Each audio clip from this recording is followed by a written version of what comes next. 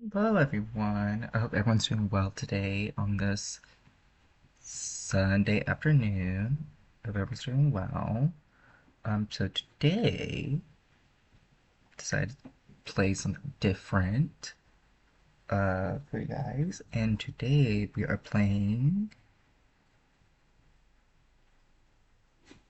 Wait, what am I playing? Monster Prom 2, Monster Camp. Yeah. So, without further ado, let's get on right into it.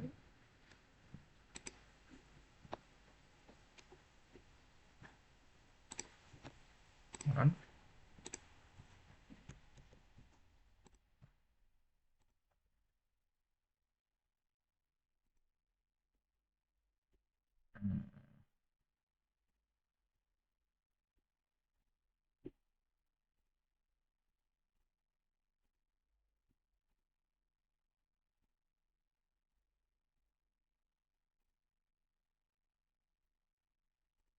There we go.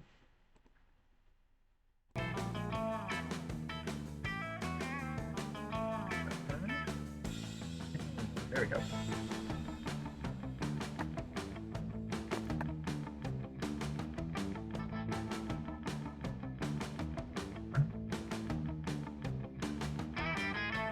Hmm.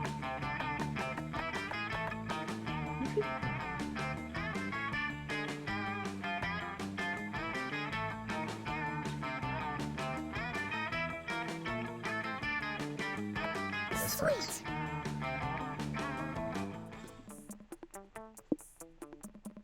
One. Yeah, this is a full game. Why not?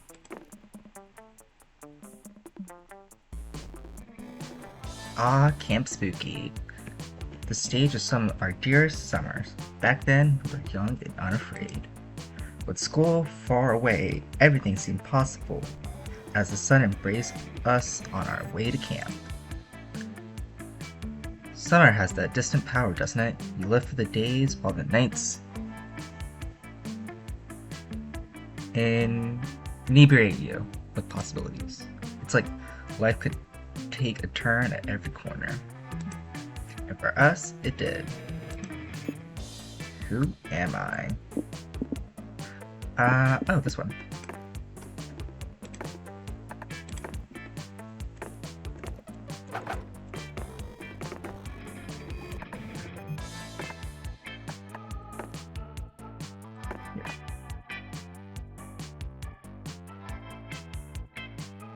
I brought sunscreen. Okay, what am I bringing to camp?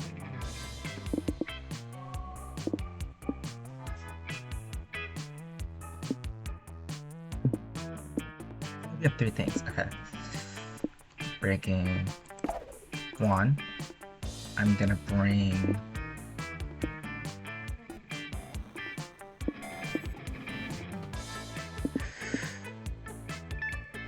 in the heart tag and bring the soft puppet. Why not? One might say that the Monster Prom had hardened us on the highs and lows of love. Oh yeah, I forgot this is the second game.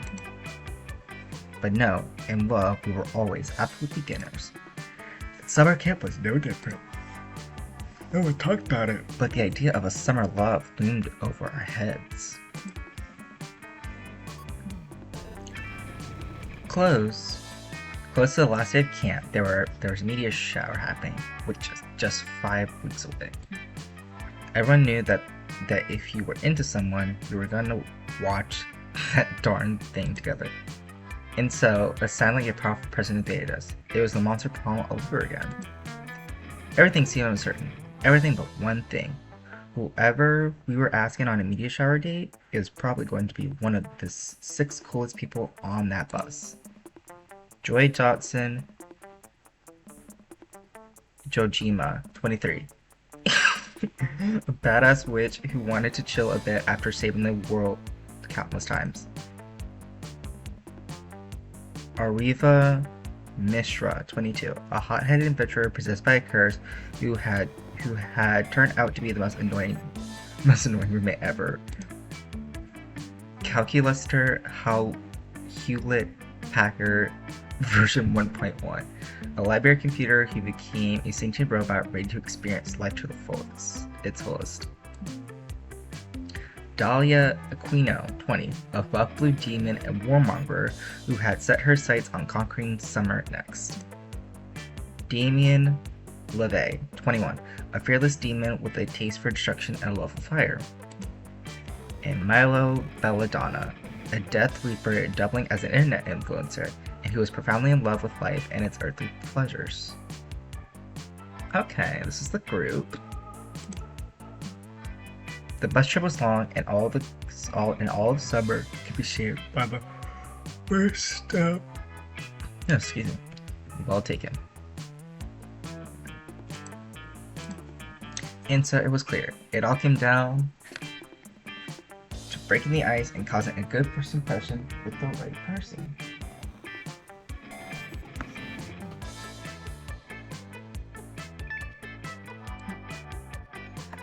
Break the ice by doing something unexpected on the bus.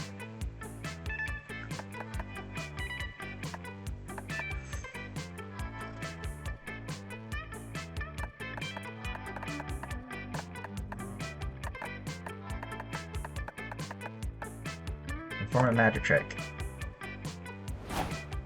Oh, joy! Oh, you're doing a sleight of hand magic, man. Not bad. I've considered going the entertainment route with my magic before, if I ever retire from saving the world.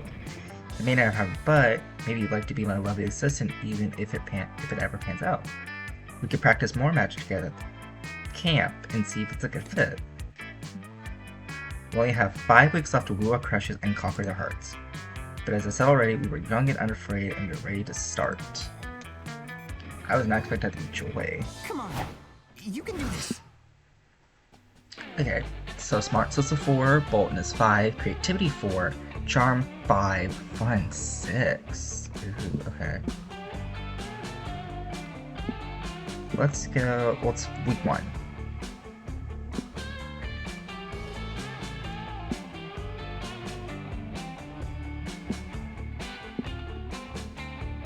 Let's go to the lake. Oh, that's cute. You decide to go relax in the lake for a bit. Camp Spooky gets pretty crazy, so it's nice to just float on the water and chill. You end up falling asleep and wake to realize you're floating halfway across the lake, straight into a crab rave? The crabs are just as confused as you are, but they invite you to rave with them, and their party is surprisingly popping. You gain 1 invite to the next crab rave and +2 fun. Okay. You slip away from the zany camp shenanigans for a moment and find joy in Calculaster, sitting on a blanket with a picnic basket. How wholesome. Greetings, fellow organic life forms. Hello, friend Pac-Man. Oh, that's Jacksepticeye. Oh, I forgot he was in this game. He voiced in the game. Hello, friend Pac-Man. Friend Joy and I are having an ordinary lakeside picnic without any wacky or ironic twists. I love that he just has swim goggles on his head, and he's just wearing this shirt. Hey, you. That's right, I'm so worn out from fighting monsters and looking stunning all the time. It's nice to have a completely normal time with some non-threatening friends for a change. Wait, holy crud, this is actually a regular, pleasant picnic. You're ready for this to be some kind of weird, kind of oblique lead-on to some hilarious, violent comedy scenario. It said, Calculaster is helping Joy get napkins and silverware out of an adorable wicker basket. What the world is going on? Something's about to happen. Please feel free to join us, Pac-Man. There's plenty of potato salad and fruit juice for everyone, especially considering that I cannot eat or drink. You accept their invitation and sit down because, well, you don't want to blink at least one of them. Something just feels wrong about this whole situation. I agree. Something's about to happen. What's wrong, Pac-Man? You sound comfortable. Everything okay? Permissions to hug? Aww, he was granted permission to hug. Indeed, I've detected elevated levels of cortisol in your bloodstream, indicating a level of stress. You can share your problems with us. This is the judgment-free zone. No, you got to get it together. Enjoying calculus to realize you're too much of a depraved horn dog to have a picnic like a civilized monster. You're messed up. Maybe he's just hungry, Cal. People can behave in all sorts of weird ways when they're hungry. Engaging camp module.exe. Excellent point, friend Joy. I still have much to learn about organic irrationality. I would like some fresh fruit Pac-Man. Would you like some fresh fruit Pac-Man or some deviled eggs? That's it, choices. Surely there's some kind of wacky choice you can make to help you resolve the problem in your favor. That's how life works. Think. What's the best way to prove your friends that you're a totally regular individual who's great at chilling out and enjoy picnics?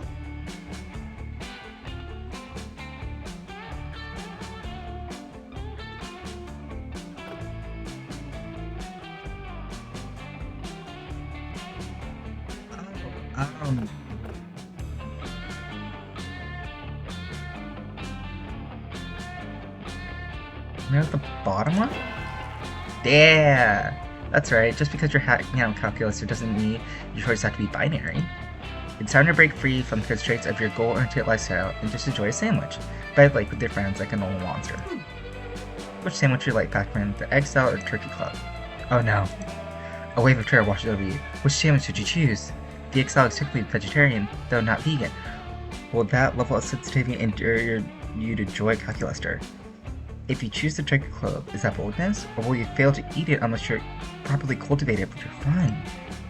You stare paralyzed at the two sandwiches in calculus's robotic claws, willing yourself to make a decision, willing yourself to go with the flow. Hey, are you alright? You look pretty pale, you're sweating a lot. And you keep muttering under your breath about how you should check what the monster can't discard.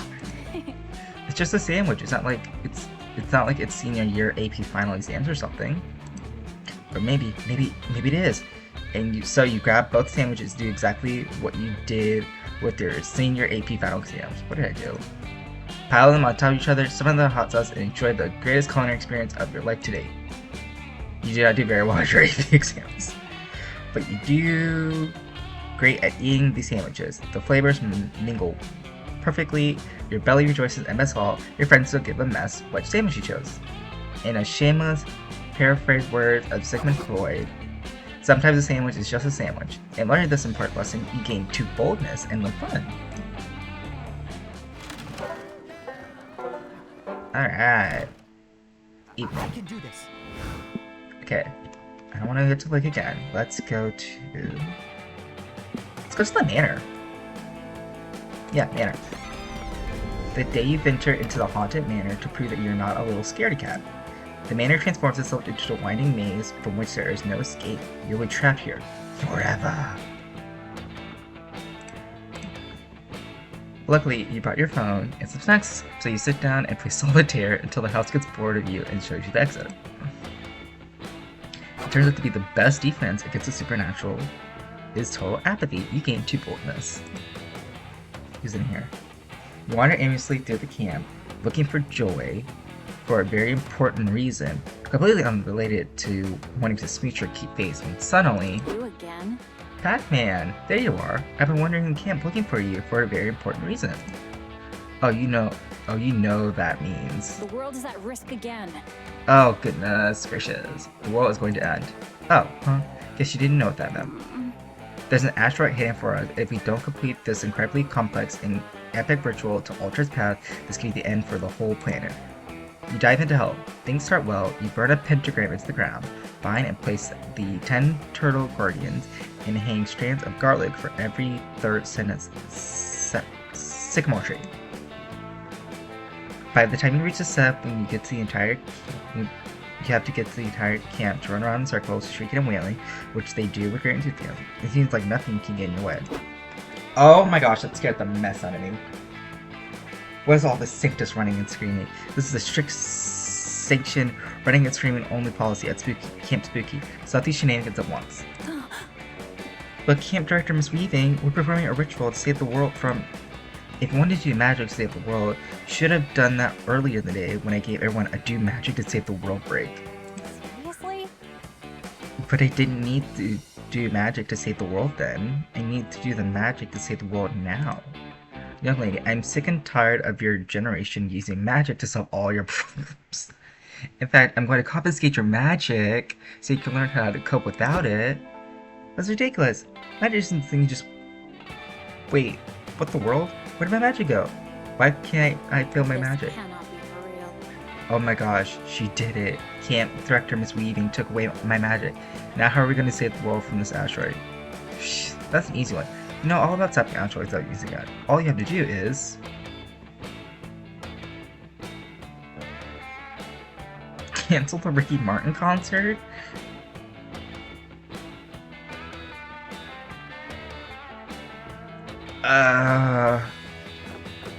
This one? Ah, dang. On the other hand, I hate that kind of narrow Earth first thinking, but on the other hand, in this case, we do actually need to save the world.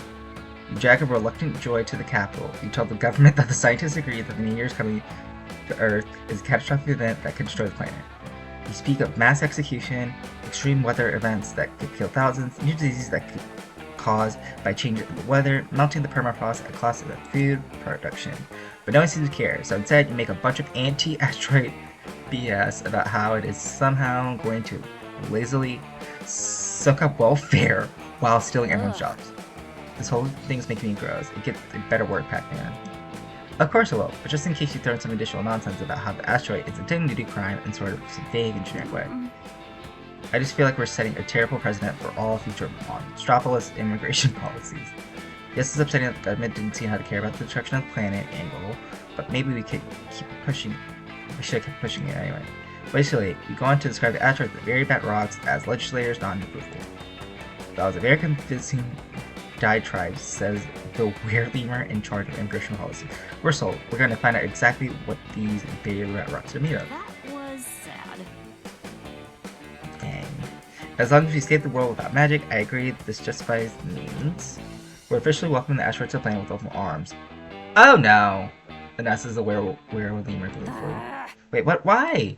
Oh, well, when I said we were going to see what these... I made it literally as a top science jet that are metals in the asteroid. Yes, that's right. The very bad rock contains very good rocks, gold and diamonds, all kinds of nice things. So we're gonna go ahead and let it in. You will get this show cancelled. But if the aftermath of the asteroid destroys the planet, it won't matter how much money you have. That sounds like a future generation problem. We're old anyway, so we just gotta live out the rest of our lives as rich as possible. Thankfully, you and Joy got far enough in the ritual that the spell unexpectedly works and the asteroid stopped. Miss Weaveling reluctantly returns her magic to her. Less thankfully, Joy's furious with you for tricking her into publicly taking an anti-immigration stance that didn't help. You lose 2 fun and 1 smart. Dang. Oof. I hope we don't interrupt any conversation. Ooh, okay. I just was with Joy. I'm gonna go with Milo and Dahlia. You and Milo are debating whether or not the human personification of apple pie would be an ENFP or ISFJ. When Dahlia comes crashing into your conversation. Milo, Pac-Man, I need your help with something. But I don't want to do the helping right now. I have a stressful day reading the soul of a sobbing child's beloved dog, and I totally broke a nail swiping left on the haters earlier. But I have to go to this event that be filled with celebrities and Aristocrat and have spent an exuberant amount of money on a useless trinket to present to the host. Well, you got me. Spending an exuberant amount of money on a useless trinket to bring it to a socialite event is sort of my specialty. Spill the tea, girl. So the king of the 4th Circle of Hell just died in a mysterious acid breath related accident. Their son, Acid Breath Aaron, is having his coronation ceremony next week. Yeah, mysterious acid breath related accident. Yeah, I'm totally Aaron to do it. Okay, so he's legit. Every demon who's any demon is going to be there giving gifts to the young king. It's my big chance to oppress a potential ally that I can one day brutally betray. But I don't really know what murders boys kings like. This is an opportunity to grow. Have you thought about getting him a scented candle that smells like the spiritual concept of beige? No. See, this is why I think when you Milo, I would have never thought of that in a million years. Yeah, another one, any sane person. Luckily, you'd have the perfect gift for the little residual maniac.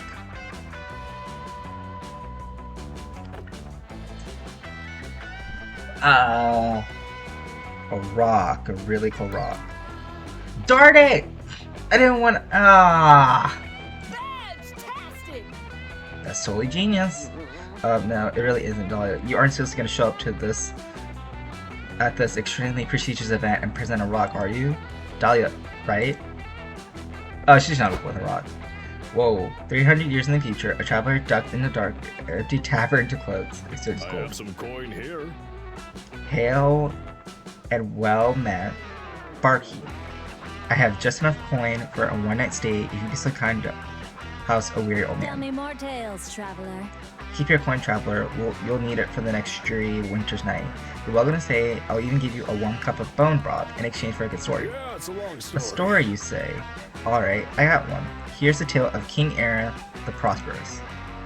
Acid Breath Aaron was set to be crowned the king of the Fourth Circle 300 years ago. On this very night, in fact, demons from far and wide came to present him with a worthy gift. Aaron received gold, fine clothing, even a whole swath of farmland, but he was impressed by none of it. A spoiled boy king already knew riches beyond compare. But it is said that at night, as the night drew to a close, a mysterious war lady kicked down the palace doors and demanded an audience with the king. Glory to Empress Dahlia the First. She claimed to have the present for him, that so daring, so amazing, so unexpected, that it would shape the very fabric of his rulership for centuries. How exciting! What was this amazing gift? It was a rock. A rock? That's it? Yes, but I cannot stress this enough. It was a really cool rock. The rock was so cool, it reshaped King Aaron's entire worldview. Sure, money and power could buy gold, jewels, and even happiness, but it could not buy a cool rock. King Aaron went on to rule for almost 200 glorious years with that rock by his side. Glory to Incredible. Dahlia the Strong. And what became of the mysterious war lady who gifted him said rock? It is said that restored to her spooky encampment from which she hailed, where she found many cool rocks, and perhaps took a horny lover as Tell me well. more tales, traveler. I'm intrigued by your story, traveler. Please stay a while and expound on the alleged coolness of this legendary rock. Meanwhile, in the presence of Dahlia, back in the present, you spent the evening helping Dahlia pick up the coolest rock you can find. It's a dumb gift for sure, but a night with Dahlia, that's the greatest gift of all. Darn it, I was trying to get Milo, not Dahlia. Okay, so many morning. options. This is already hard. The woods gets me swords? Alright, what's it is? During your hike through the woods, you find a baby bird that's fallen out of his nest. You nurse him back to health with some delicious trail mix. You also give him some great advice on puberty and how to do his taxes when he grows up. Then the mama bear finds you, and she is mad that you're holding a baby. She tries to peck your eyes out, but you fight her back. You learn an important lesson. Don't mess with bird. You gain +2 smarts. Yes.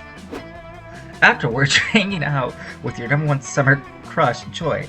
It's natural fondly reminisce upon the past it. So she's flipping through the pages. She's flipping through the pics of her phone with you. Hell yeah. Ooh, this is back from season 3, right after we beat that mutant spider. Faith looks so cute in this one, and look at that awesome Fleetwood Mac t-shirt I'm wearing. That t-shirt was so cool. It was vintage from the 78 tour. Stevie Nicks blessed it herself. Whatever happened to that shirt? Did I sacrifice it to the goddess or something? Oh wait, I remember exactly where I left it. Frick. Joy makes a mysterious phone call. She starts asking about the Fleetwood Mac t-shirt, but the person on the other line is obviously not being chill about it. Listen, Axarax, I know things ended badly between us. Ooh. But could you please give me back my Fleetwood Mac t-shirt? I specifically remember leaving it in your evil lair. I know you know which t-shirt I'm talking about. I didn't leave multiple t-shirts in your lair. No, there's definitely no need to explain that. Discuss this in person. Do not portal here. Suddenly a magic portal opens up. An objectively sexy centipede monster emerges, and they're giving off palpably villain vibes. What does it look like? Oh, okay. Joy, baby, I've come to speak with you in person, just like you wanted me to. You look as lovely as that day I wrapped you in my bug silk. Ew. Enough of this. No, Axarax. I specifically said that I did not want to talk to you in person. You're doing that thing again where you gaslight me into spending time with you, which is BS. Ugh, Pac-Man, meet my ex, Axarax. They're a magical, evil centipede person I defeated back in Season 3. I know they look hot, but don't let your guard down. They mind control everyone in Philadelphia and try to make all businesses jump into a pile of centipede venom. Oh hey! Oh, not oh hey. Oh, you make me sound so evil, Joy. That's all in the past now, gorgeous. We should focus on the present and this very important t-shirt debacle. Why don't we ditch this third wheel? You and I go out for coffee and talk it over. Or perhaps we can enjoy a romantic dinner. Do any restaurants around here serve pre-chewed aphids? Ugh. Axers, if I get one coffee, if I go get one coffee, do you promise immediately to hand back the shirt? Show me the shirt right now before I waste my time. Oh yes, let me check the inside of my car compartment. Oops, silly me. Looks like I forgot to bring the shirt. Wow. Guess we'll have to keep hanging out until my poor weed still recharges. I told you so many times that I'm not okay with us hanging out, because you always end up getting back together. It's a toxic cycle, but frick it, I really want that t-shirt. Axers and stressing out your potential thick goth GF. Unacceptable. Get that Fleetwood Mac t-shirt for Joy by any means necessary.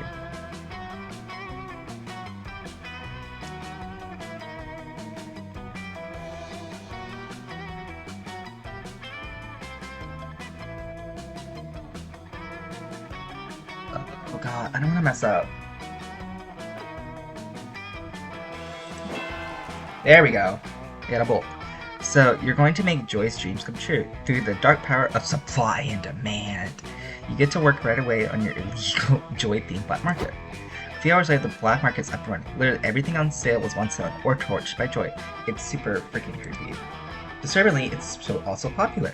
Turns out, the Coven has some dedicated fans, and monomagical beings want genuinely use witch items. Come get Joy's genuine authentic spell herbs down in her trash, screams one creepy salesman. I've also got Joy's chapstick that she lost on a road trip. Buy or trade. The dark market is heaven on earth for a Joy connoisseur such as myself. I'm certain there shall be more merchandise I'm quite interested in acquiring. Luckily, I got some very valuable Joy paraphernalia. I didn't want to glug up shirt so soon, but if I see something really catching my eye, mwahaha.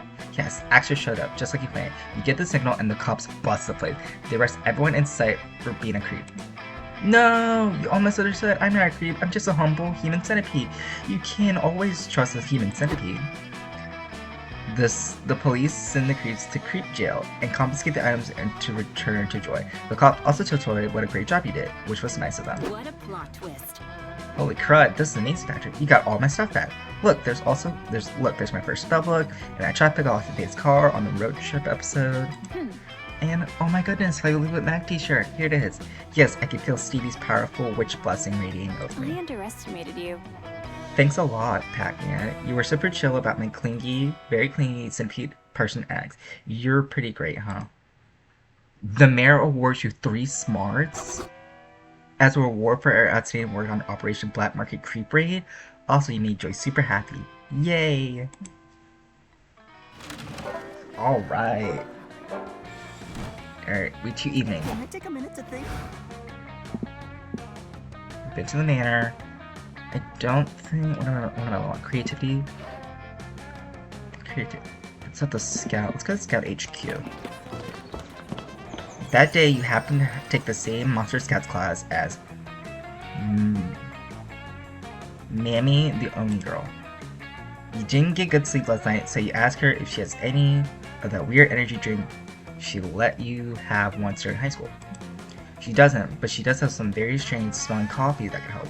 Where does this girl even find these weird drinks?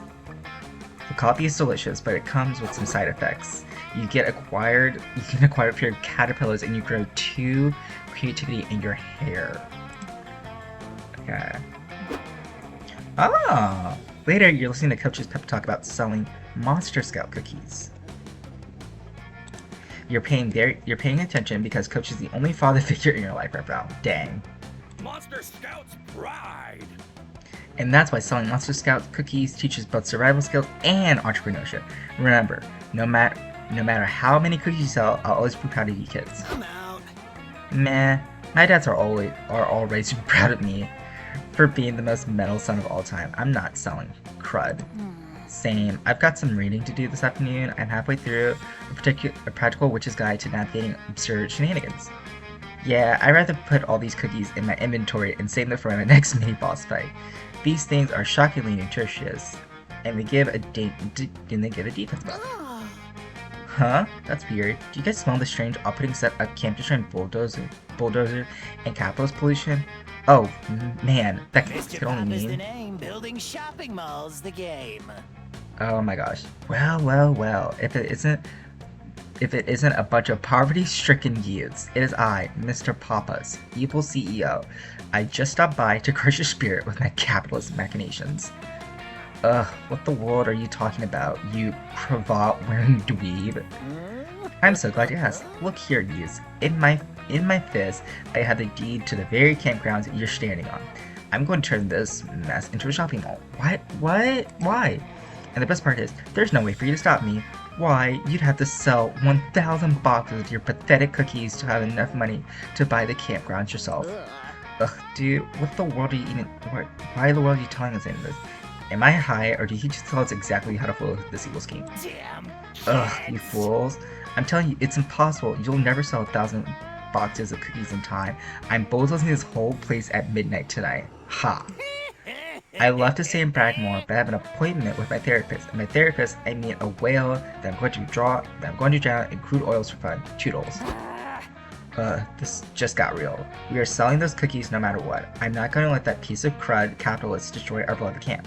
The trees need us, you guys. What a noob. Yeah, that money-grubbing noob insulted us. He thinks we can't sell 1,000 boxes? That's BS. All monsters must die. How dare he challenge our skills? Game on, mother clucker. And yeah, I guess we should defend the trees or whatever.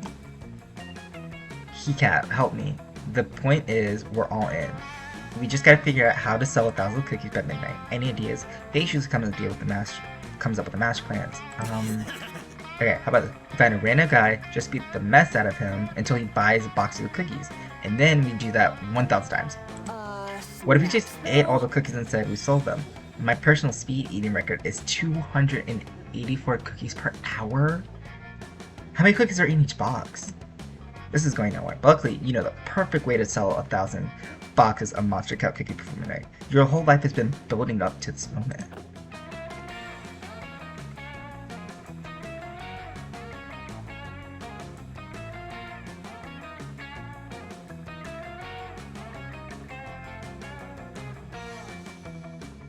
Ruthless rich idiot? Yeah! A rich people auction. That's perfect. Rich people are idiots. Facts. Plus, I picked up this flyer that says there's a secret millionaire auction of intricate artwork tonight. For once, Hex isn't lying. You can concoct a master plan, taking advantage of everyone's special skill. You all sneak to the auction right before it starts. Ooh. Alright, Ravi, the auctioneer is right around this corner. Take him out quickly and we'll be running the show in no time. Stealth mission? Ha! I'm on it. This mother clucker is going down without a peep. Wait, don't kill him, okay? I have a very strict rule. No human casualties even during hacks of heroism. Shh, I'm totally not gonna kill him. Ravi stabs the auctioneer right in the heart, immediately killing him. You all get in position for your master plan and the auction begins. Oh, that looks so cute! Welcome to the Rich People Art Auction. I am your auctioneer for the evening. We have such good art for you to bid on, such as the big diamond made of jewels. Power up. And a rare sculpture entitled 1,000 Boxes of Monster Scout Cookies. This sculpture is a priceless work of art by the legendary contemporary artist Joye. Rad. These cookies are definitely art. As a millionaire bad boy, Prince of Hell, I demand to bid them. Now, I'm royalty, darn it! If a prince wants them, then I want them, says one of the random rich people in the crowd. Put the cookies up for bid, auctioneer. As an amazing surprise, the artist Joye is here. You can tell she's an artist because she's wearing all black. Tell us, what is the meaning of your cookie sculpture? To sell cookies, I guess, whatever. Just hurry this up, Arabi. What a delightful, apathetic artist, shouts another rich person. I'll pay any price. I must have these cookies. I must have this cookie sculpture, or my name is Edgar Money Cheeks. Okay, since you all agree that this is a valuable sculpture and not just that cookie, let's start the bidding. Do I hear $10,000? I bid $1 million. Take that! Team, goodness gracious. The prince shan't beat me. I bid $2 million. Such a rich man who's wearing a mink eye That patch. was magic. We did it, you guys. We actually have enough money to buy the deed to the Create Grounds before that douchebag CEO can turn it into a shopping mall. We saved Camp Spooky. Oh yeah, I kind of forgot that was why we were doing this. Your friends all think you're a genius and you pickpocketed 2 boldness and 1 flying out of some rich guys' wallets. Nice. Oh, let's go.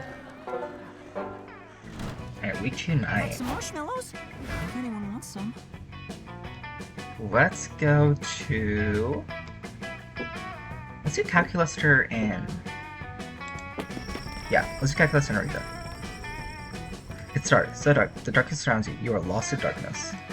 Suddenly, you remember that your eyes are closed. That's why you're stuck. You open them and see Arabi and Calculuster hanging by the campfire. Excited for our food truck. Pac-Man, I perceive you were just brainstorming ideas for our up-and-coming business venture, a food truck. The adventure must begin. Yep, adventure. Not event. Yep, between the 3 of us, we have all the skills required for a food truck. Snack food enthusiasm, ruthless ambition, and the ability to Google recipes. I wonder who's Googling the recipes. Snacks though? I'm the one bringing the snack food enthusiasm. I've eaten 12,421 different flavors of Pringles in the last week alone. And as usual, I'm the one bringing the ruthless ambition. I'll do whatever it takes to win in any situation or context, regardless of what sounds socially acceptable. Oh, I thought I was the one bringing the ruthless ambition. This is such a relief. Anyway, I think that our biggest problem is getting the word out. How do we convince people to come up to the truck if violence is an illegal marketing tactic or whatever? You guys, I got the perfect idea. Let's do some kind of fun promo. I'm all about that BOGO life, and I've got coupons to prove it. A promotion is an official way to advertise, but they can be risky. Examples: Toys R Us was criticized harshly for their take of Baby Leave a Baby sales event. Stop. Oh my gosh. May I chime in? To avoid any possible bad publicity and increase our margin, why don't we have a pay double sale? Customers will get to pay twice as much as normal for their purchases. Meh, how about we do a contest to see who can kill the most goblins while wearing our merch? That way, our merch will be borne by badasses and goblin victims. You guys just don't get promos. They're supposed to be fun, so let's buy a t-shirt cannon and call it a day. Since each of us equally shares in the food truck, the only democratic way is to settle this with a simple vote. Calculator conducts a vote between the 4 of you. Everyone votes for their own idea. You formally abstain. It's a tie. This is so dumb. Voting is stupid and never works. Also true. That is very, very true. I am disappointed. If we can't even make this decision, it's statistically improbable that we have the coordination necessary to run a food truck or be friends. Aww. Quick, help your friends figure the best promo ever for the food truck. If you don't, you'll never get to taste their greasy, overpriced, lukewarm snack foods.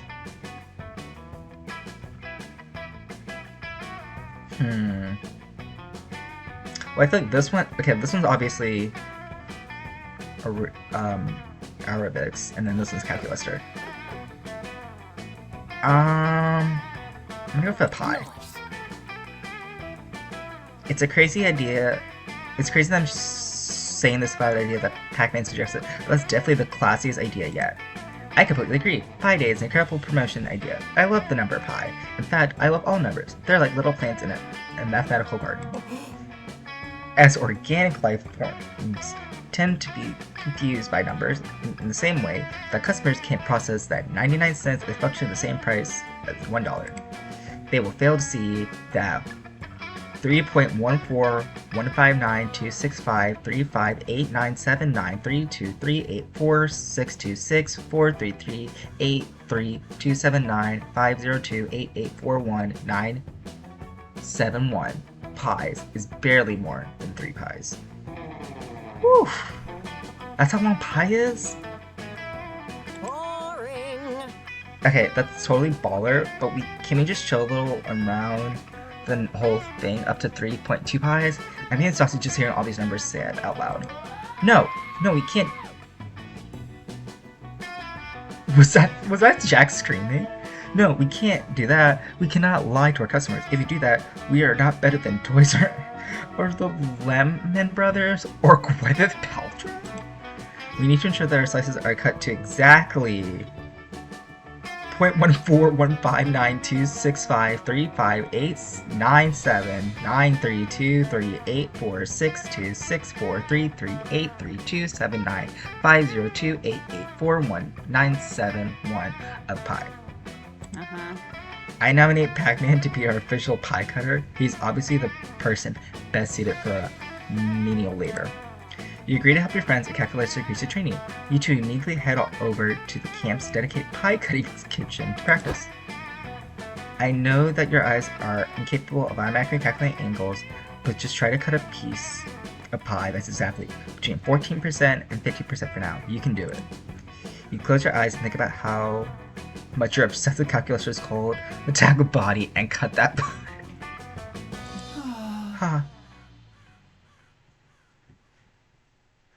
Pac-Man, you cut a 0.16% size slice. I'm certain this was a joke. You were such a prankster. Oh, he's got a little heart. You spend the rest of the night cozily baking, cutting pies with Calculator. It's domestic bliss. Calculator asks if you'd like to share a slice of pie with him. He can't technically eat it, so you really just being him your pie. It's both sexy and delicious. We got the flasks. Ooh. I'm scared. I'll take a gamble. Ah, welcome. Oh, Tuan! You new here. Don't fret. Let me explain how this works. I'll prepare you a drink. The drink of the day. You may choose to drink that one, but if you're not interested, you're lucky. There's a mystery box with a second option. It could be better, it could be worse, but one thing for sure, it will be mysterious. And the drinks, look, choose whatever you want, but I'm not responsible for what you put in your mouth. I'm a wizard in training. For you to test my concoctions is somewhere between kind and reckless. So, get ready and good luck. Quite appealing, right? Don't know if I drink that, but the real question is, will you? Bone hurting juice. I also have this mystery box because at this point, who knows what you drink?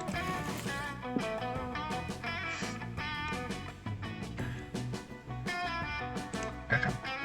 So I feel like if I do this, this might be boldness, but I feel like I'm good with boldness. I need like charm. Charm and like creativity are good. I'm gonna go for the box. Dumpster fire. Oh gosh, mystery box, so bold of you. Hope you're happy with it. No refunds. Okay. Are you sure about drinking the dumpster fire? No one has ever drunk that mess. You actually do. It's so epic. It's so epic that from that day on, everyone knows you as dumpster fire. Oh no. You surely treat your final form. Okay, but I get tipsy very fast. This is the part where I leave you before you puke all over me. Achoo. Oh no, is that a bad thing? Dumpster fire? So many options. This is already hard. Oh my god, they changed my name to Dumpster Fire. Oh no, okay. Camp Dome. While you're in the throes of battle at the Camp Dome, one of your teammates suddenly gets shot by 3 swift arrows. While suddenly dying, he asks you to take the 2 charms he had hanging around his neck in a silver locket. Aww. It's a family heirloom. He wants you to take it to his father and tell him his son died in battle. While crying, you promise to do so. You will honor his death. Thing is, later you end up binge watching 50 episodes of Garfield back to back and you totally forgot about your promise. Oopsies. Who's here? Joy! You're enjoying a romantic afternoon picnic with Joy. You made sure that everything here was vegan, including the picnic basket and the blanket. Impressive. Gotta say, Dumpster Fire, this is pretty impressive. This is gonna be my name the whole game. the rest of the game.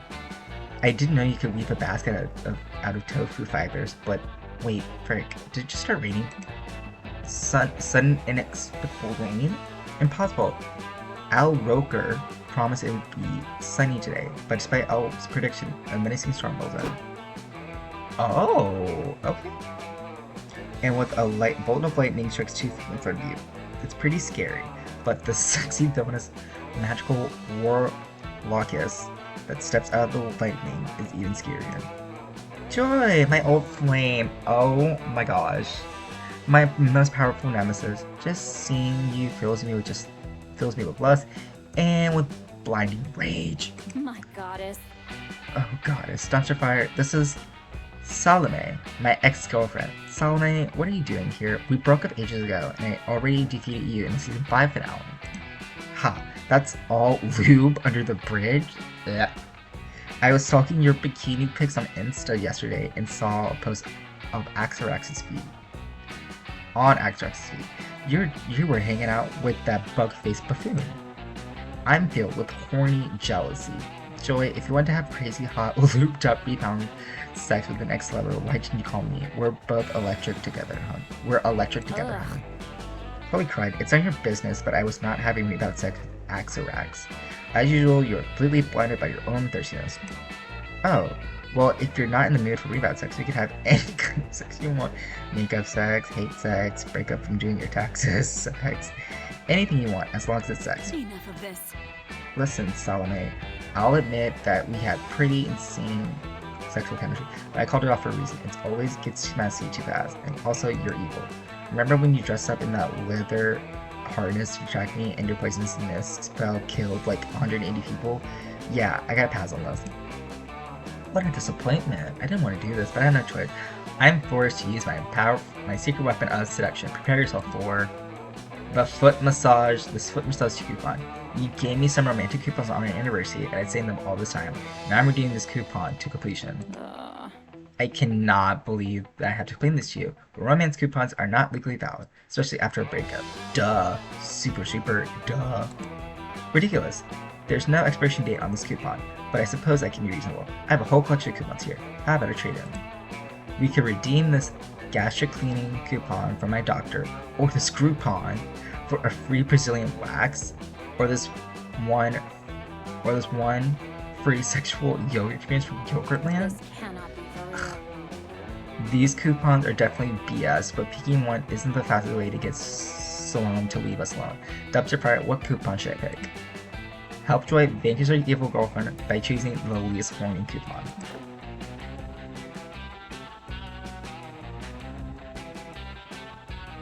The least?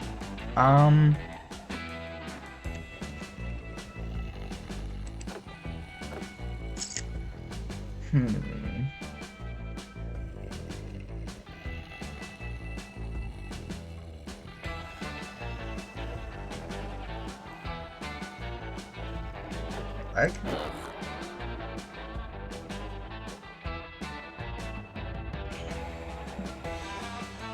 Before Joy can finish, you grab the right leg coupon phone and pull out the coupons your grandpa left you. You got the heart of the cards. Nothing can stop you. You draw the four-legged Exodia coupon.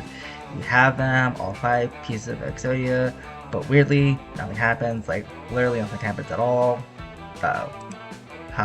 Were you actually trying to summon the legendary god of all monsters, Exodia? That's just sad, honey. Take a look at this bottom print page. It just says right leg coupon. It's not an Exodia's right leg coupon. Also, Exodia is a fictional character from Yu-Gi-Oh! This coupon can redeem for one right leg though. I got it ages ago from this cute little judge in Utah. In Utah. I was torturing him to death and he offered me his right leg in exchange for mercy, and I thought it was a good deal, but I didn't want to carry the leg around with me. Long story short, this right leg coupon is legally binding in all 50 states. Hell yeah. Ha. Oh my goodness, typical Sloan. You know, when you're not being super homey, it's actually kind of great. It has been a while since I have a non-foreplay competition. Maybe you could grab a drink and catch up later. We're friends. It's a good man's better judgment, but I'd love to. Let's get out of here, honey. And Dumpster Fire, since you choose the right leg coupon, you owe me your right leg. Sorry, I didn't make the rolls. Salome tosses you a dull knife, and takes off with Joy. You're left with the horrible task of sawing off your own leg. It hurts super bad and you can't stop thinking about Joy having with your ex-girlfriend now. You are filled with horny jealousy. You're so upset that you accidentally saw off your left leg instead of your right leg. Darn it. Salome returns a few hours later. You're halfway through sawing off your leg, but you're so pathetic that she takes a pity of you and lets you keep your legs. You go to a leg doctor and keep your legs sewn back together. It hurts like a mother trucker. And the process caused you 3 baldness. You made some really bad choices.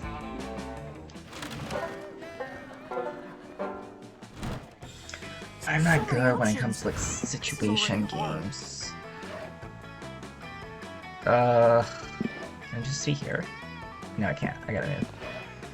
What have I done? Oh, creativity is my lowest one?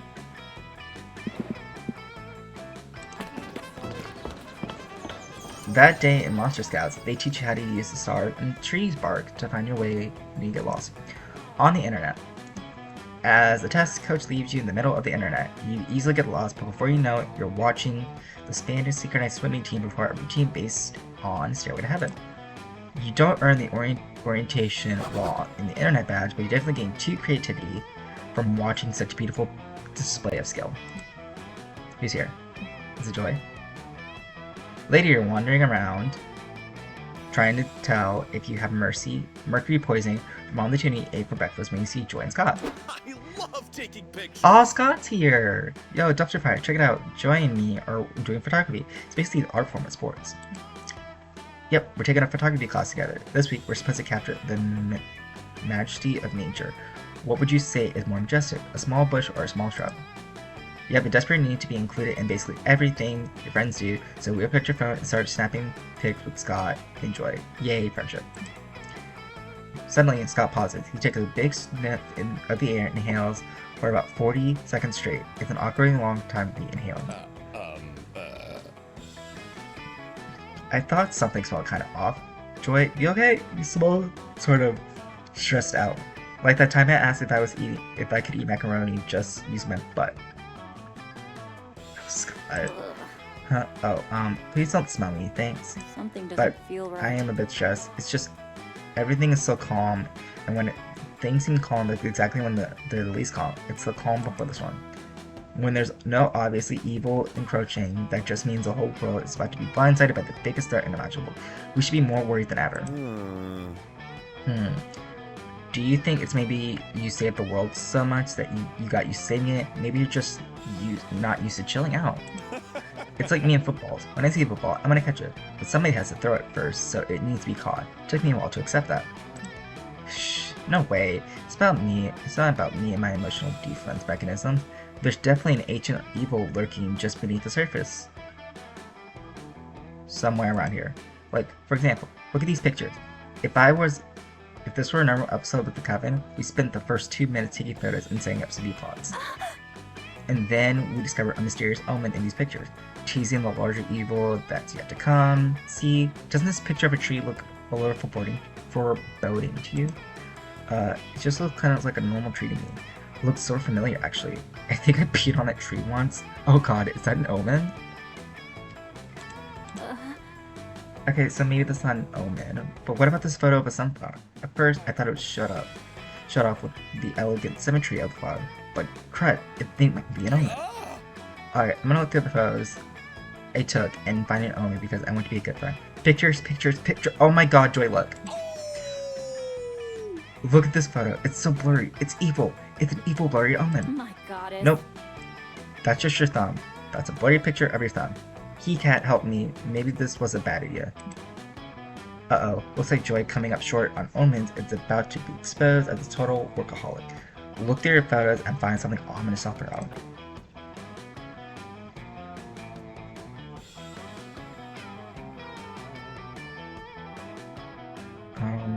What the birds?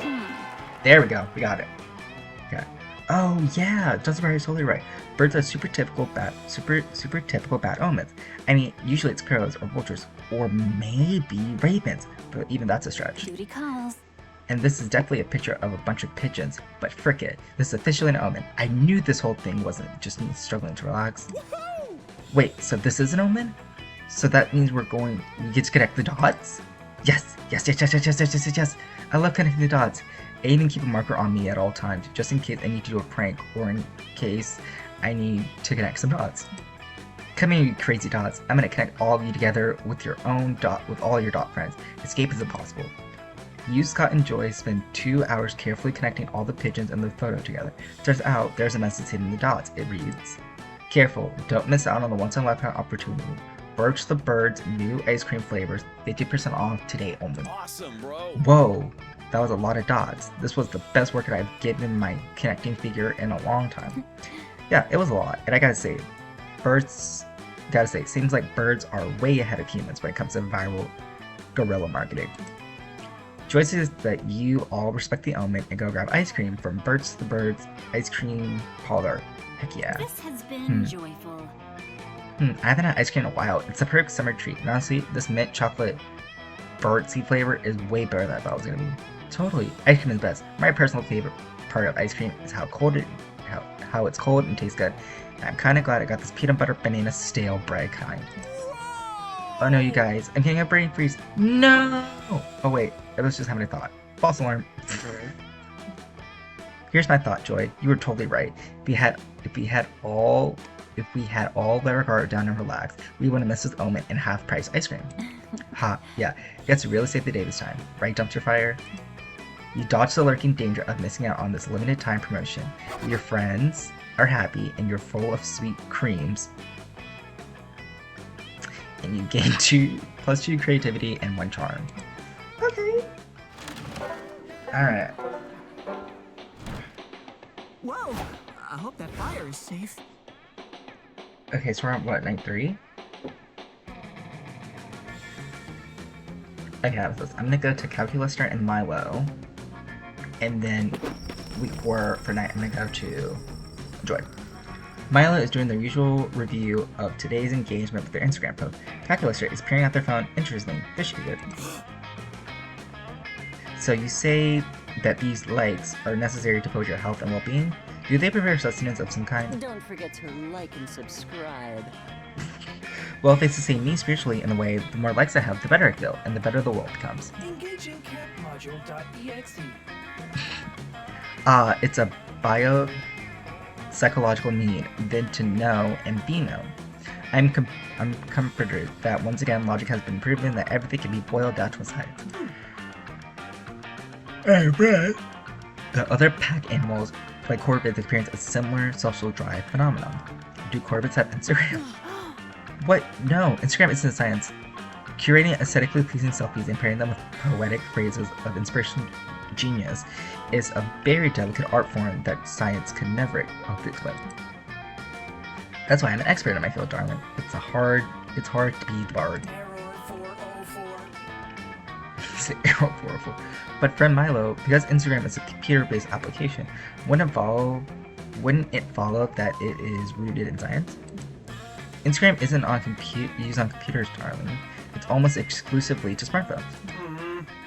Is that a microaggression? Smartphones are computers too. They're merely young upstart with small sleeker appearances. I apologize, Shelly. You're right. I should be promoting technological body positivity. I'll post about it right now. My demographic will love it. Actually, after doing a quick algorithmic scan of all 1.2 billion Instagram accounts worldwide, I have scientifically concluded that the most fleek subject you could post is Not enough signal to process this. 3 iguanas and Birkenstocks reading Eat, Pray, Love. Oh my gosh. What? No, your scientific method clearly doesn't work. Art, you see, is like an eggplant. Okay, now that these nerds are getting anywhere fast, can you end the debate on whether or not Instagram is a science or an art form?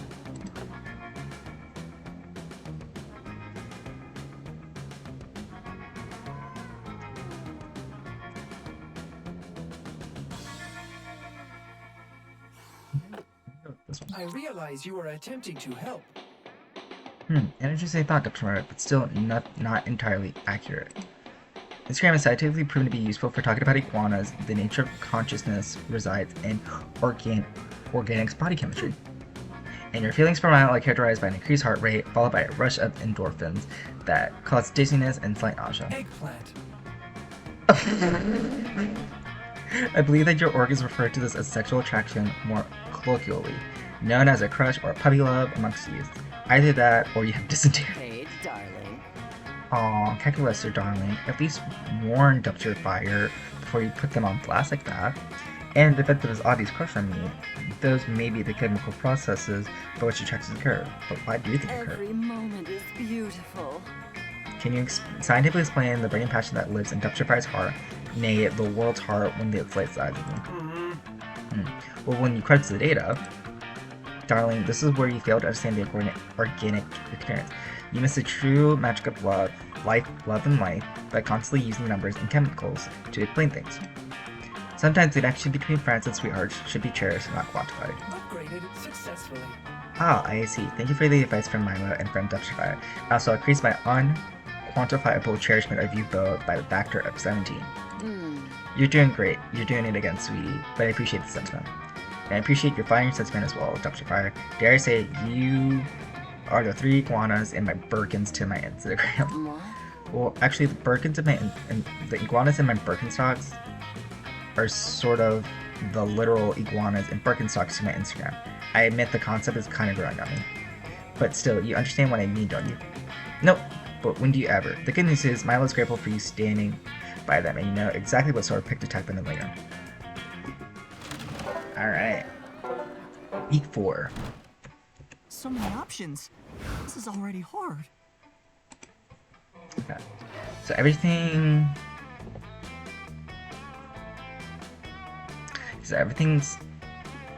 So all my other stuff is 8, and then my creativity is a 10. I'm gonna go to...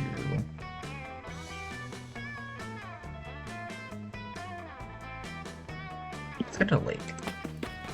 You head to the lake to get your tan on, but as soon as you get there, it starts to rain. Oh my gosh. Most of the beachgoers leave, but no, you will enjoy a fun lake day. Gosh dang it. You had a really rough morning and won't let anyone stop you from gaining fun. You aggressively splash in the lake and laugh as loudly as you can, hoping the clouds will give it up and trying to ruin your day. Instead, the lake gets struck by lightning. When you wake up from the electrocution coma, you're on shore. The sun is shining and you have a cool new facial twitch. You win. You gain +2 fun. You're walking around the camp, trying to forget the heinous crimes you committed in your sleep last night when you run into Joy. Oh, hey. Oh, hey, Dumpster Fire. Let me guess. You got some kind of goofy, unexpected problem going on and you need my help to fix it. Duty calls. Alright, I'll help you. Technically, I was supposed to take a break from work this summer, but hey, I'm a witch battling the forces of evil. If duty calls, I have to answer. You shrug. You've got nothing. Not even a small-scale, low-stakes dilemma for Joy to help with. It's basically been a normal day so far, which almost never happens at this camp. Huh? Nothing at all. Well, obviously it's good when people don't have problems, and I don't need to be super useful and confident all the time anyway. I just sit here and read my book and enjoy the information. And that's how people relax. So that's what I'll do too. Here I go. To read. 30 seconds go by. She's bored. Oh my gosh, there has to be something perilous going on around here. Come on. It's totally not me just struggling to relax. Don't you feel that, Dr. Fire, that dark, evil force lurking somewhere in the shadows? I sense we're in danger. I sense an ancient evil ready to strike me whenever I let my guard down. Nice try, ancient evil, not this time. I know exactly how to deal with this. I'll consult with my ever-powerful, ever-wise spiritual mentor, the goddess. Plus, it'll give me a chance to work on my communication skills. Joy spends 45 minutes on an extremely complex spell. There are quite a few esoteric components, and she ends up using your pubic hair and belly button lint as channeling tools. Oh wow. Azarath Metrios Xanthos. Come on, Raven. Ah, perfect. The spell is ready. Here I go. Goddess of Light, your ward summons you. Grant me your wisdom, handling goddess. Joy's spell works perfectly and summons a being of pure divine light and femininity, who is clearly in the middle of taking a bubble bath. Oh my gosh. Oh, Joy! Good to see you. Although I'm pretty certain I asked you not to compete with me during bath time. What's up, girl? Goddess of Light, your divinity smiles upon me. I call for you in this hour of need, as I have sensed an ancient evil gathering its power to bring about the final calamity. OMG, Joy, I promise you, there's nothing mysterious There's no mysterious danger lurking around trying to ruin your summer relaxation. You're a total workaholic. Take a break. Dang. Seriously? Seriously, you just divine light? For it is my sacred duty to protect the world against the forces of evil, and I would totally never manufacture a catastrophe just to feel useful or anything. Sure, well, I just use my omniscient powers to scan all the universe, and it seems pretty chill. Guess I'm going to enjoy the day by relaxing in my bath. What about you, Joy? Ugh. Shh, dumpster fire. Isn't the goddess acting weird? What if some ancient evil fooled her into letting her guard down? There's gotta be some kind of danger here, right? Seems like Joy won't be satisfied until there's disaster she can quickly and competently disarm. Quick, find something dangerous for Joy to deal with.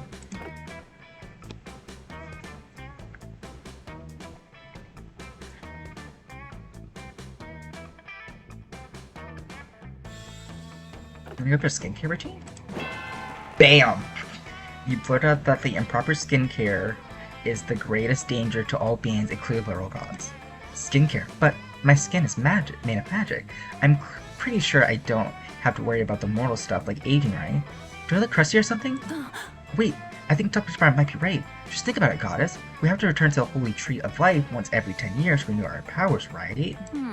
Well, if we have to renew our powers and your skin is made of magic, don't you think you'll have to renew your skin too? Ooh. Oh, myself. I literally never even thought of it that way, but it seems like so much sense. I feel like such an idiot. I haven't washed my face since I spilled a drop of my blood on Earth to create all the new things. Okay, Joy, I give in. I'll totally need your help with this. Bibbidi bobbidi boo. Fret not, divine goddess of light. Your most devoted follower is here for you. Taka just launched... Oh, Tacha? Tacha just launched a new line of products specifically for skin that's made of magic. Dr. Fire and I will go pick up some samples. Just one question. What are your biggest skin-related concerns right now? Okay, so I think my big thing is getting enough moisture. I get kind of an oily T-zone though. Oh, and if there's a flare-up of evil on Earth, I tend to break out of my chin. You enjoy going on a divinely ordained trip to Sephora to pick up some holy face wash, consecrated moisture, and a skin toner made of unicorn tears. Divine goddess, we have returned from your quest victorious. I have here a humble offering. Tatcha's Divine Lady Skin Care line, complete with the super limited edition of all-seeing eye mascara. Ooh. These look so fetch, and they're cruelty-free, which is nice because my divine form rejects all kinds of cruelty and injustice. This day was bananas, but like, better than the day I had vanquished the followers of the false fate from altering the primary timeline. You're the best disciple ever. Thanks, babe. This has been Aww. joyful. You're welcome, my divine goddess of light. I'm humbled that I can be useful to you. That makes me really happy. Speaking of usefulness, I probably would have been super bored today if it wasn't for you, Dr. Fire. Thanks for everything. The goddess is so happy that she bestows eternally the pure skin tier of both you and Joy. And she throws in +2 charm and +1 smarts too. Hey. I hate evening. Okay, what am I now? Boldness? Oh, bonus is the manor. Okay, manor. As you're searching the haunted manor, you come across an enchanted doll that promises to grant you all wishes. Cool, you take it. It possesses you, of course. Shocker. It turns out the spirit that was inside is exactly like you in every way, so nobody notices the difference. The only difference is that the spirit is a little bit bolder than you. So you basically get plus your boldness. Yeah. Ooh. You manage to find some downtime in the manor to spend with your 3 closest friends at the camp. Calculation Joy and John Doe, the lovable deer hybrid who has been such an integral part of your high school adventures that I hardly need to tell you how important he is. The 4 of you have gathered in the haunted manor's kitchen to bake some chocolate chip cookies. It's normal and pretty nice. Must we bake these cookies in the haunted manor? It is dangerous in here, and the last batch of cookies we baked came alive and would not stop screaming until you ate them. I too was traumatized by eating those sentient cookies, but this is the only place in camp with an oven, and by the goddess, I'm going to do a normal activity tonight if it kills me. Well, I hope it doesn't kill me, smiles John Doe, who you have known since childhood. I hate to get murdered before I can get back to my tent and French my girlfriend. Don't worry, Johnny. No one's getting killed tonight, or my name is... Hold on.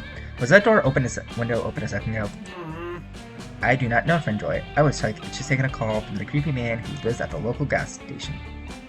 He said to warn everyone never to go into the haunted manor if ye value your sinful lives. Uh-oh, says John Doe, in that charming world-weary way of his. Sounds like trouble. We better split up and investigate. Not the Scooby-Doo. If anyone suggested it, I'd say there's a ridiculous, dangerous idea. But we've been through thick and thin together, John. I trust you with my life. If I had a life, friend John, I would trust you with it. You have a cherished part of my brief existence, and I can't imagine what I'd do without you. 3 minutes later. John, you've been stabbed. Stop bleeding immediately. He can't hear you, Calculator. All that bleeding made him dead. Looks like it's up to us to find the guy who did it.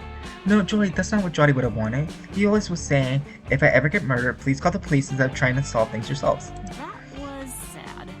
He always did say that. It was one of the things I liked about him. Darn it, I guess we better call the cops. 1 and 3 minutes later.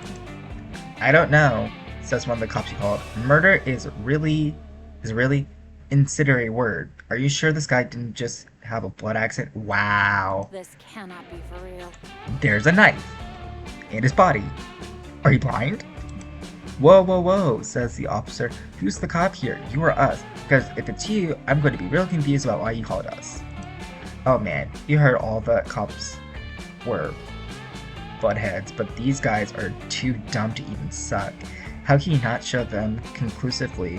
How can you show them conclusively that a murder happened here?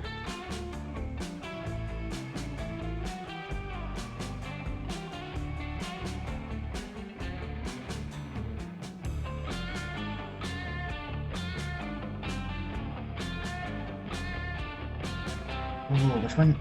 I'm gonna go with this one. Oh, bam.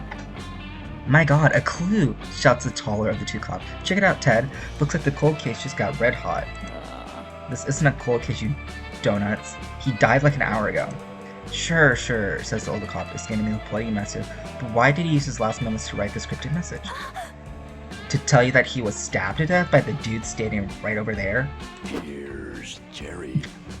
Not here's Jerry, yo. Of course, the victim was trying to send a message about the murder. What could it mean? I was definitely murdered. It just doesn't make sense. Oh my god, these cops are dumb. Wait a second, Ted. You're being too literal. I think we need to read between the lines. What's between the lines of the partner? Wait, you mean his eyes go wide? The wallpaper! You see musing. I can't believe I didn't see that before, cries the old tall cop. Not enough memory to process this. See what? I'm having trouble following the trail of your dizzying police intellects. It's simple, says the short cop. Wallpaper. Wallpaper. What does paper do? He grins. It gives you paper cuts. His partner finishes for him. Cuts like what our victim suffered. Then the short cop continues, as a death comes for us all, it's like our victim was cut to death. Astonishing. But the trail doesn't end there, beams the tall cop. The word wallpaper begins with a W. W stands for west. If we stand next to the body and look west, we see me. Hey guys, I would have ran sooner, but I just would like to be included, you know. There's our culprit. Cuff him, Ted. We're putting this dirt bag away thanks to our top-notch investigating skills. These cops suck. Hell yeah. I didn't think my opinion of a cop could get any lower, but life is full of wonderful little surprises. That murder will probably give these idiot cops the slip in about 45 minutes. But in the meantime, you gain +2 charm and +1 boldness for your role in the investigation. Let's go. Alright, we're going over to Joy. Where's Joy at? Oh, Joy's the calculator. Joy. You hear the sound of joyous laughter and lively conversation, so you just know some crazy stuff is going down. Is it a wacky prank, reckless drug use, a sexually suggested double entendre situation ripe for misunderstanding? You head closer to see its calculator Joy doing Sudoku? It has some crazy variation of it, just plain old normal, put numbers into squares Sudoku. Error!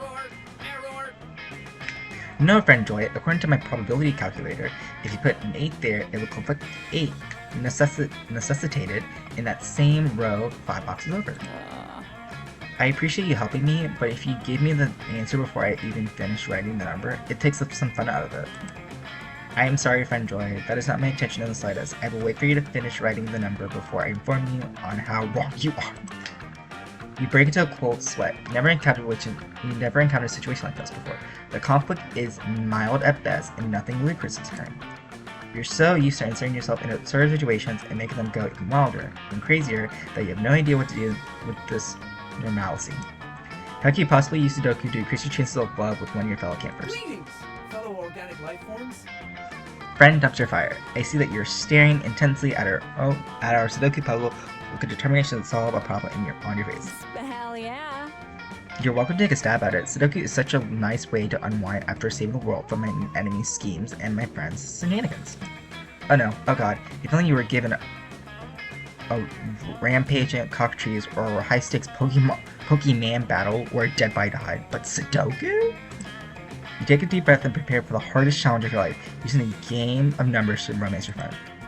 And you're also resisting the urge to exclusively put 69 and 420 in alternating boxes.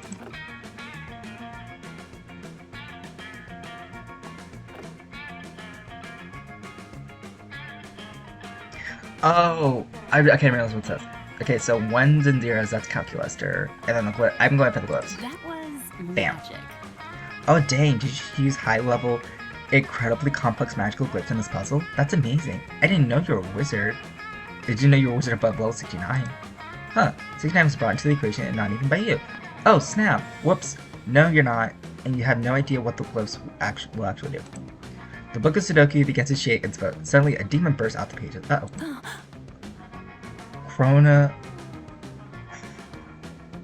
Chorazon? The chaos demon known for its love of trickery? That's right. Says Chorazon. Now, for what devious reasons was I summoned? Crashing a dinner party with an archbishop, pulling his ear, and farting all over the place? No. Covering all the stairs in someone's house with sticky flypaper, switching someone's pet hamster for an eldritch horror that gets all, taking unflattering photos of someone and tagging them on social media. Friend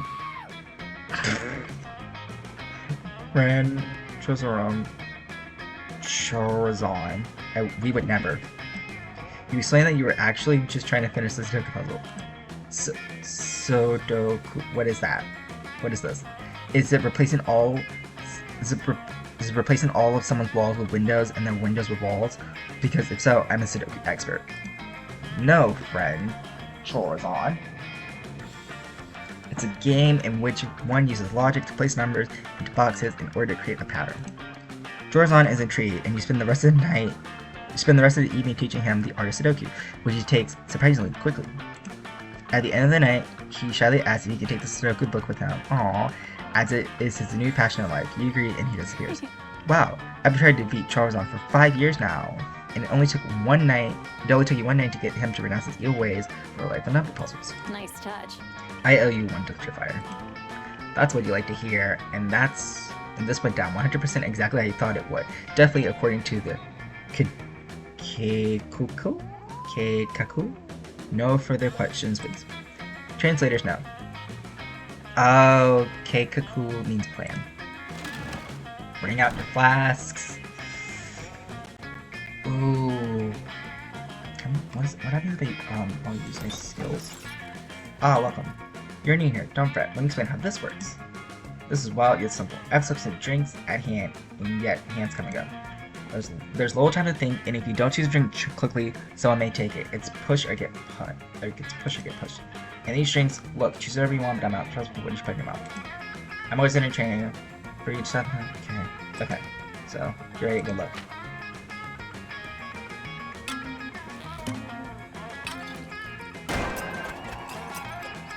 Oh, I gotta move.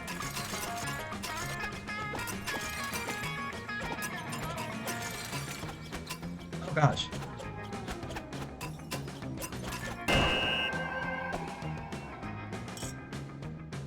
Okay. The classical palette. Okay. I'm guessing that gives me creativity? Want to drink the classical palette. I tried to harness the beauty of art in a potion. And it hints at the inner beauty of the world. All locations will become more beautiful. Just bask in it. Well, let's do this. This is the part where I leave before you puke all over me. Alright. Last week. Can I take a minute to think? Smarts is the woods, right?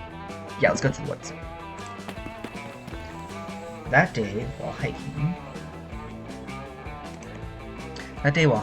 through the woods, you find a tree with the words J plus S forever carved on it. Aww. Then on another tree, you find J is a liar and a cheating. That's less cute. Then on another tree, you find S, I know you banged like 12 dudes abroad in Europe. Don't dish what you can't take. Oh my gosh. On the last tree, S stalks is J. It turns out J lives on 7889 plus 2 smarts lane. Boy, you sure can learn a lot from trees. Meet up with Joy for some quiet time. Ooh la la. Which turns out to be actual quiet time. Like Joy brought a book and she wants to hang out and read. I need a break. I mean, can you blame me? It's hard work single-handedly defending Camp Spooks from evil. I need some downtime. I mean, just this morning I had to banish a baleful dumpster back to the trash dimension and then spend several hours staring moodily in the distance as I contemplated my complex relationship with Dimitri. I'm worn out. This has been joyful. Anyway, thanks for coming with me. It feels good to read with someone. It's like being alone, but together, you know? Here, let's climb the tree. No one will bother us up here. I can finally finish studying Game of Thrones in peace. There are some really good spells in here. I suppose it's kind of flattering to spend time alone with you, even if she wants to spend that time looking at words instead of your naked body. You get as comfy as you can in the itchy pokey branches. Finally, I can read in peace. I don't mind being a popular magical young adult hero with limitless sex appeal, but sometimes I wish people would handle their own problems. Ugh. Every 5 minutes it's like, Joy, my leg is possessed by the ghost of serial killer. Joy, the swimming instructor is trying to crash the moon into the earth. Joy. Lassie dies at the end of Lassie, cries a feral voice from the undergrowth. What? Who said that? Bruce Willis was a ghost the entire time, cries another voice. Out of the ground, out of the undergrowth, emerges a pair of lynxes? You read about this. It seems that in order to destroy the prey, It seems that in order to destroy their prey's will to live, lynxes have evolved a cry that sounds exactly like pop culture spoilers. Oof. They use it exclusively when hunting humans and pop culture aware monsters, and you stumble right into their trap. Snape was in love with Harry's mom, cries another lynx, as it took from memory suspicion. Seriously? What? Wait. What? So these animals just give away the endings of famous movies and TV shows? That's crud. But it's hardly a major threat anymore. Anyway, I'm more into books and movies, so... Oh, they're gonna be bigger than movies. Game of Thrones is a TV show as well as a book, cries another lynx. Wow, this is a very new animal cry. And in a Song of Ice and Fire, the following characters die. No! They must be stopped. Make it too fast and land on a reasonable solution.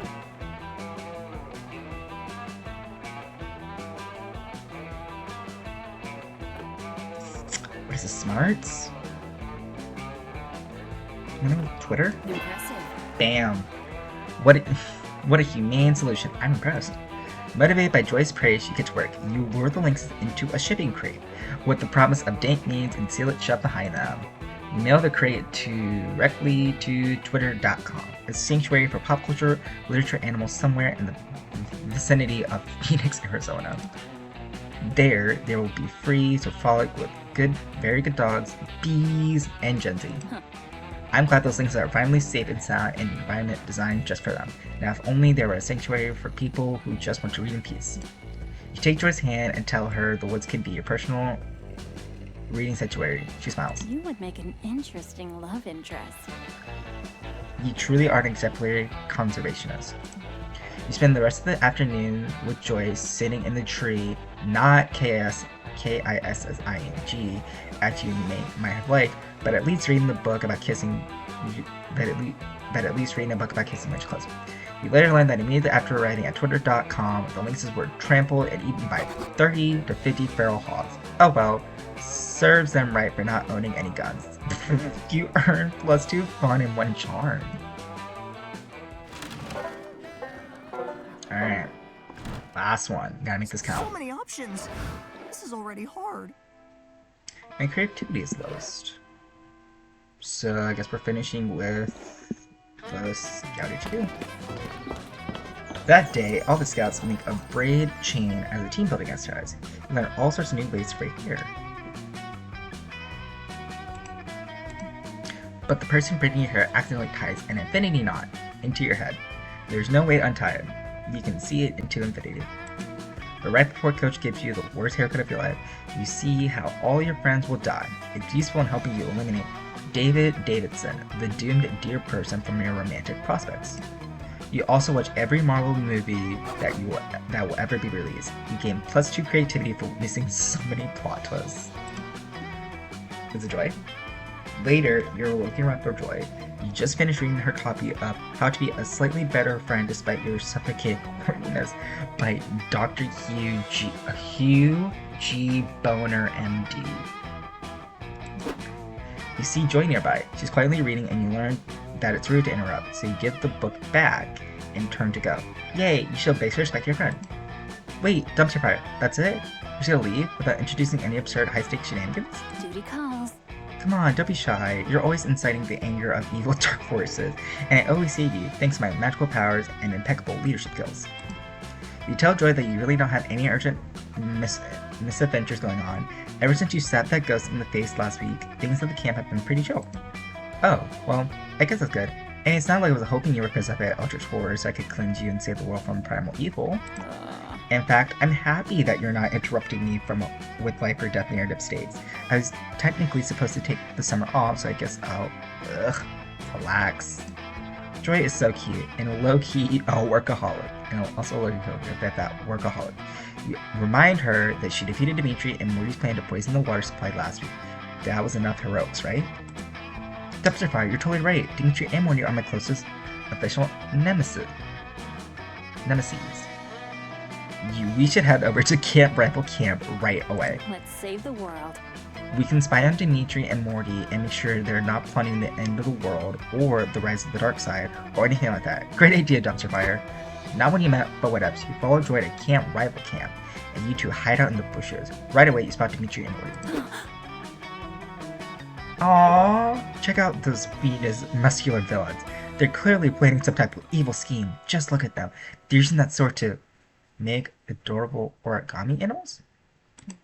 Yep, Morty and Dimitri are doing some adorable and maybe deadly arts and crafts. Before long, they move on to their next BFF activity.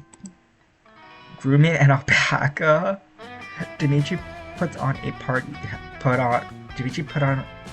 hat and a poncho on the alpaca, and Morty is busy weaving beads into its mane. They're having so much fun. Okay, I know it doesn't look like they're being evil, but what if it's a sacrificial alpaca? Maybe they're preparing sacrificing in some kind of evil ritual. Then you watch as these two shirtless goofballs cook up some homemade raspberry jelly. Somehow they fashion some fancy jelly beards, and then they wear the beards. Sticky but sexy. This is so frustrating. I can't tell if these two are doing evil deeds or if they're being stupid. I'll look like a total idiot in an intervene where there's no evil to defeat. I can't believe I'm saying this dumpster fire. What do you think? How do I tell if Morty and Dimitri are actually evil?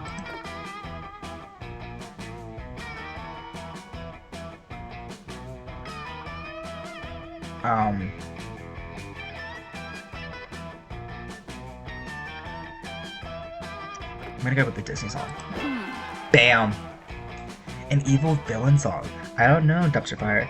That seems kind of off genre, but I guess Dimitri and Morty skew more musical than I do. Wait, holy crap, I think I hear high singable music. Where is this music coming from? Let's go check it out.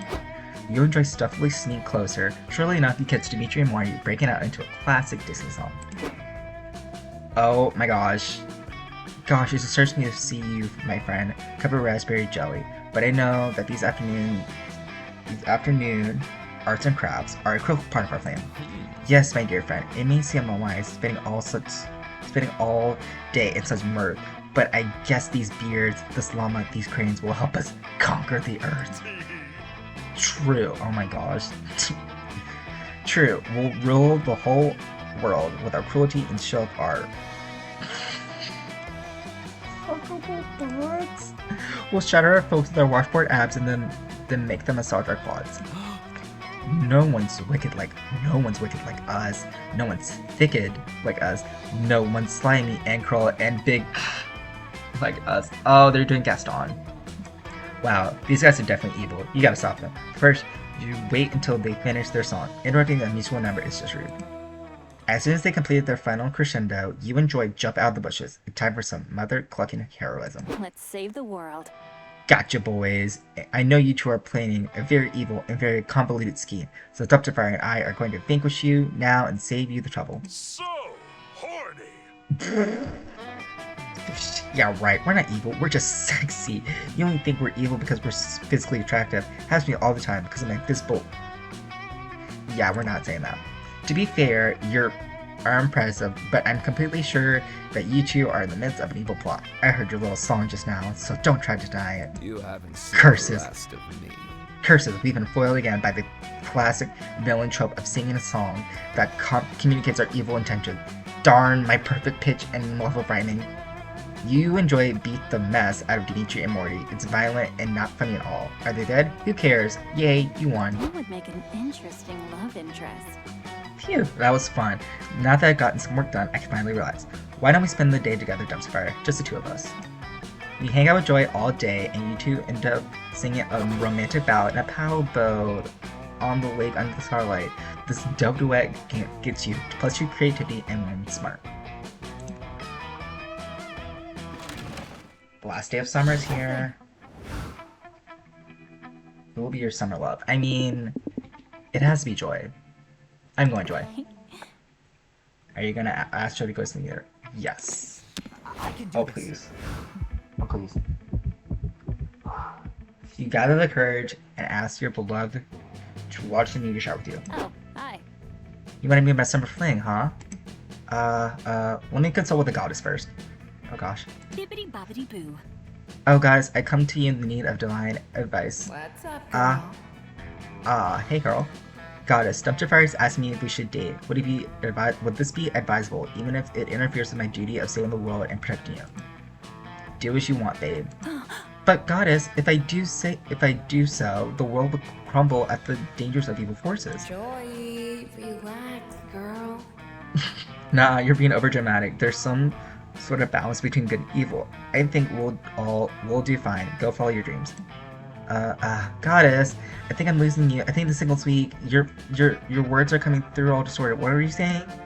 I'm saying that I lost connection to Goddess, but I think we all agree she was about to say how bad of an idea for us to date right now. No! I'm so sorry. Maybe next season. Or maybe not.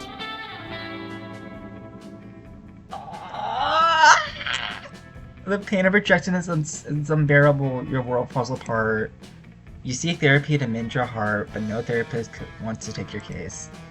They state a broken heart from an unrequited summer of love is too hard of a case to solve. I guess time will heal your heart, or maybe it won't. Who knows? Just sit and wait.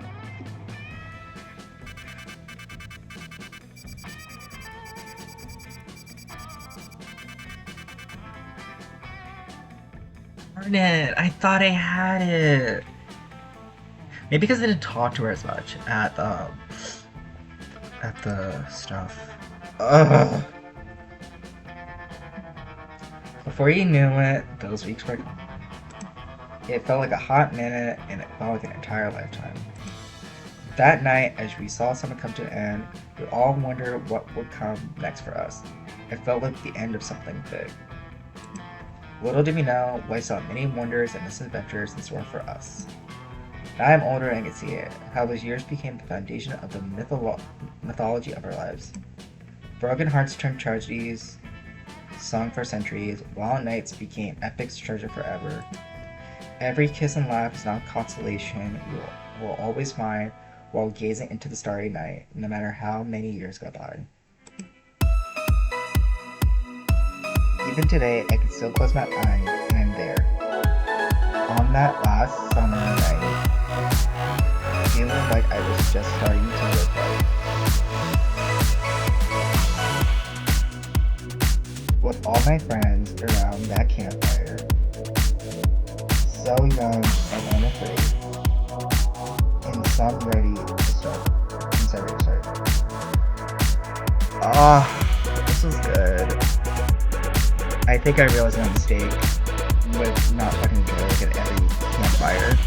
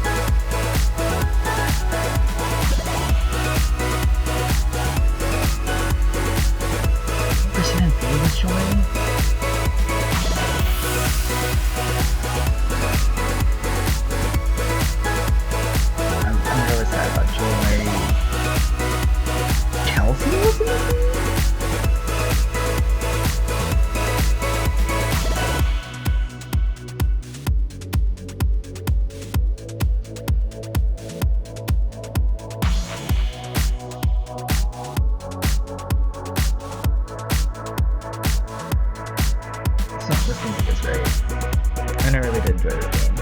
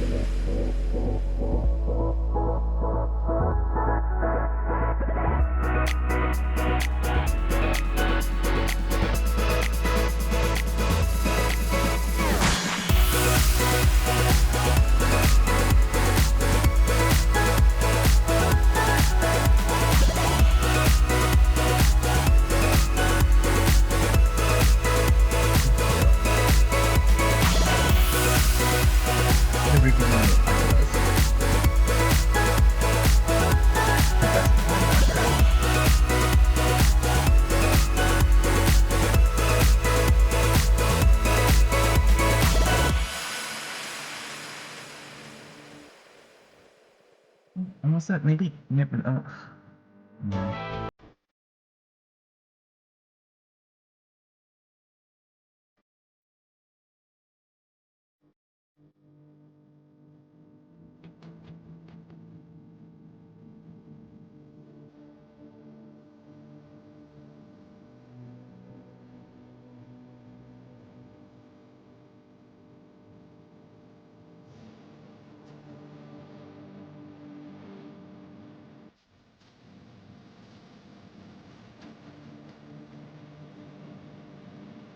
Aww, it's a game photo.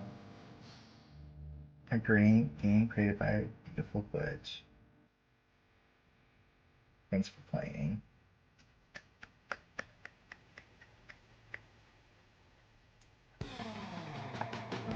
Hey, you just unlocked Ko-Fi Beats or Life Story 2. Great. Well, that was fun. Even though I did not get the ending I wanted, it was still fun to play. Yeah, I really hoped you guys enjoyed. Let me just look at some stuff real quick.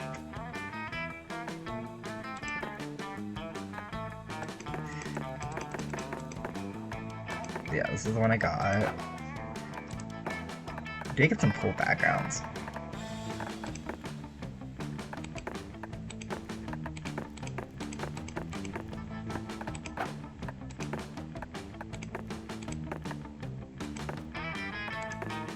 Can I get this one?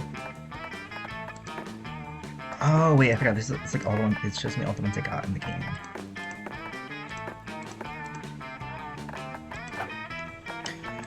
Characters.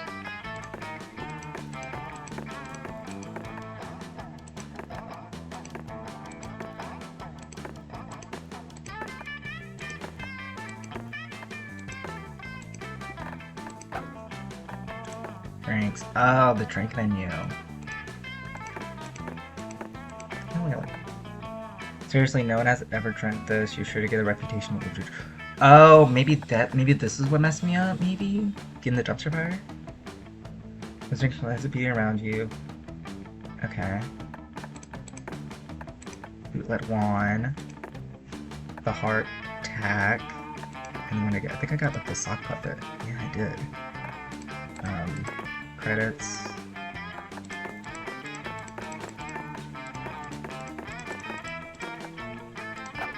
Oop. Wait, oh my gosh, Morty.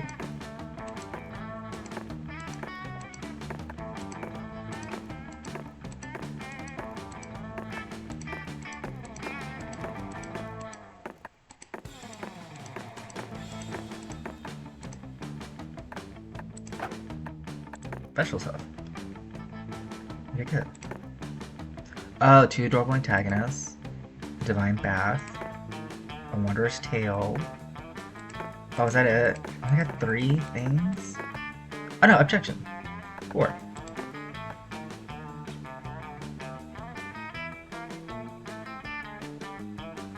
Alright, 1 failure.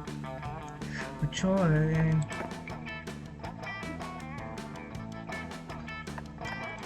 Alright, yeah, so that was Monster Camp, a sequel to Monster Prom. Yeah, ironically this is the second time, well no, well the first time I played this game, I tried to go for a Monster Prom, I tried to go for Scott, and I got rejected there, and I played this, tried to go for Joy, and failed, and then I played the road trip one, and it failed on my first attempt too. So, you know, I'm 0 for 3 when it comes to this franchise, so hopefully the next time I play this, I can get a win. Hopefully.